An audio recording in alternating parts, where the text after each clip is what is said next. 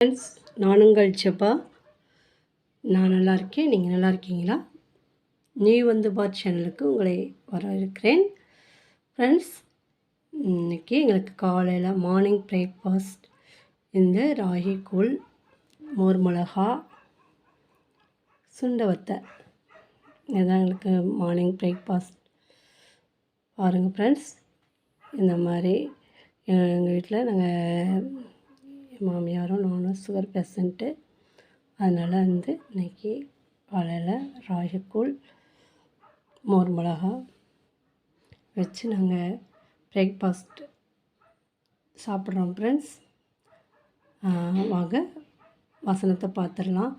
Friends, ராகிக்கூழ் எல்லாத்துக்கும் செய்ய தெரியும்.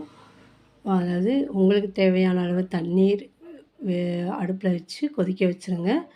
மாவை உங்களுக்கு தேவையான அளவு நல்லா கெட்டியாக கரைச்சி எடுத்துக்கோங்க. நல்லா கொதிக்கிற தண்ணியில் இந்த மாவை ஊற்றுனீங்கன்னா நல்லா சிகப்பாக வரும், வாசனை வரும். அந்த வாசனை வரும்போது நீங்கள் இறக்கிக்கலாம். உங்களுக்கு கெட்டியாக வேணும்னா கெட்டியாக வச்சுக்கலாம், தண்ணி மாதிரி வேணும்னா அதுக்கு தகுந்த மாதிரி மாவை குறைச்சி தண்ணியாக வச்சுக்கலாம்.